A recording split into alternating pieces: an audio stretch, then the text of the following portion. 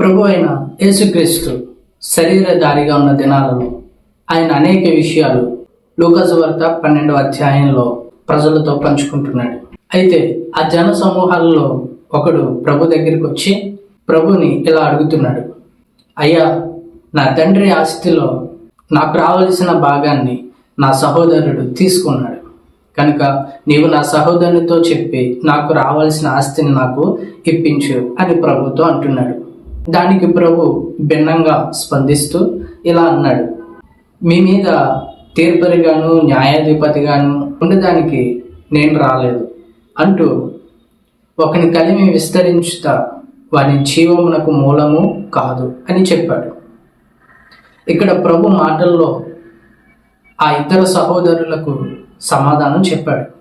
ఆయన ఈ భూమి మీదకి కేవలం భౌతికమైన సమస్యలు తీర్చడానికి రాలేదు.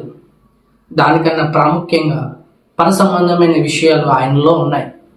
వాటి కొరకు ప్రభుని వెంబడించాలి.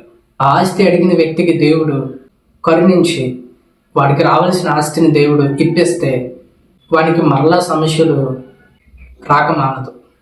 సమస్యల కొరకే ప్రభుని వెంబడించడం సరికాదు కదా.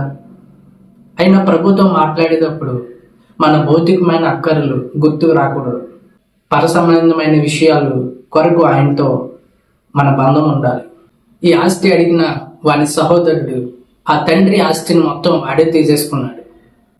అంటే ఎక్కువ డబ్బుంటే సుఖంగా నెమ్మదిగా జీవించవచ్చు అని తన సహోదరుని మోసం చేశాడు.